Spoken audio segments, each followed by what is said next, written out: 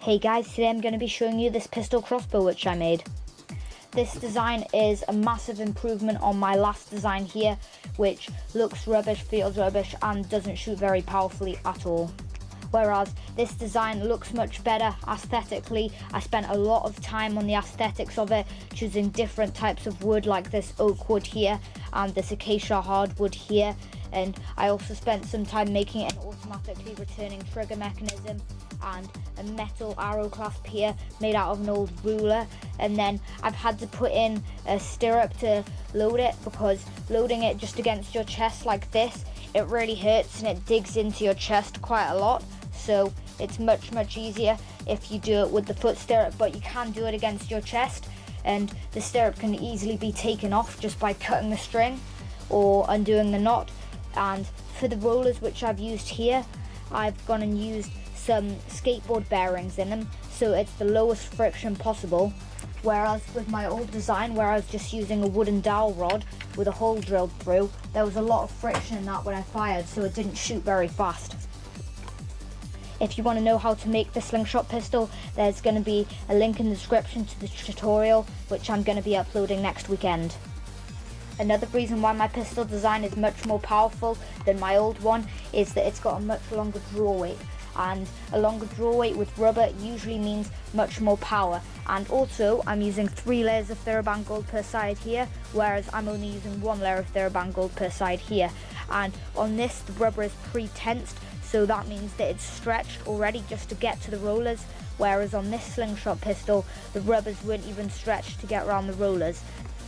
Also, another improvement on this new design is the trigger mechanism. Since in the old trigger mechanism you pulled back the string and it hooked over the notch, and then you pulled this trigger and then it pushed the string off the notch like so.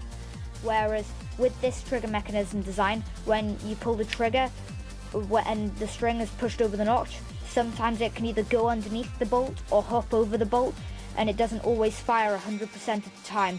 And also it can sometimes fire off accidentally if you hadn't put it on the notch properly. Whereas my new design here has a hook which you hook the string over, and when you pull it back it automatically hooks it over and returns the trigger mechanism back into place, so it can't accidentally fire without a bolt or while you're loading the bolt. And for the new bolts which I'm using some very inexpensive proper pistol crossbow bolts which will never break, and they fly very straight, and then you just slide them in here and then they slide all the way back to touching the trigger mechanism like this. So when you pull the trigger and the string is released, it can't possibly miss the bolt and it fires it all the way. So now let's see how you load and shoot my pistol crossbow.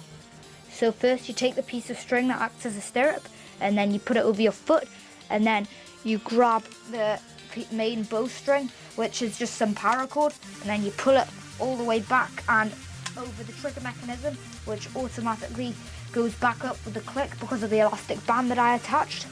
And then you take the pistol crossbow bolt which you're using, and then you slide it under the clasp and all the way back until you feel it touch the trigger mechanism. Then you aim it and shoot.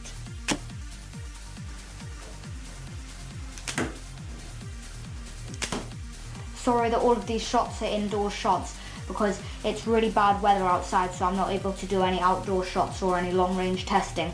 But the pistol crossbow seems to be pretty accurate at this close range.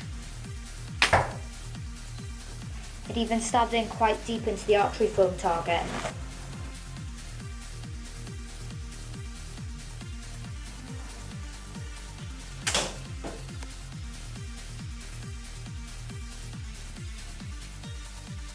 It went all the way in here and then it came all the way out here.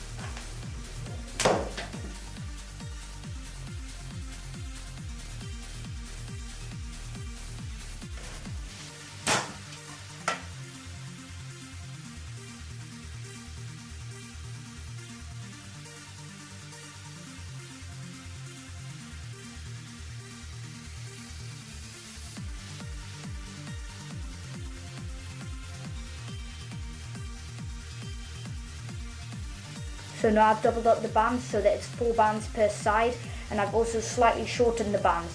So the slingshot pistol has really got a lot of draw weight and it's really hard to draw back without the stirrup. I'm going to fire against this thin plywood board with the increased rubber. So just looking at the impact of that shot, it actually went all the way through this quite thin plywood, but then it really splintered out the back. So now I've gone and shortened the rubber on the Slingshot pistol even more, and now the rubber's at the maximum that it can stretch to, and the Slingshot pistol's really hard to load, but it shoots really powerfully. As you can see now, the rubber is really pre-tensed, and when I take it off the rollers, it only goes about halfway up to here without stretching. So stretching it even just around the rollers takes a lot of strength, and then pulling it all the way back, I can't do it without using the rope as a stirrup. I guess the Slingshot pistol's got around 40 to 50 pound draw weight, but it's really hard to tell. Now let's try the new draw weight on the Slingshot pistol out on some different things.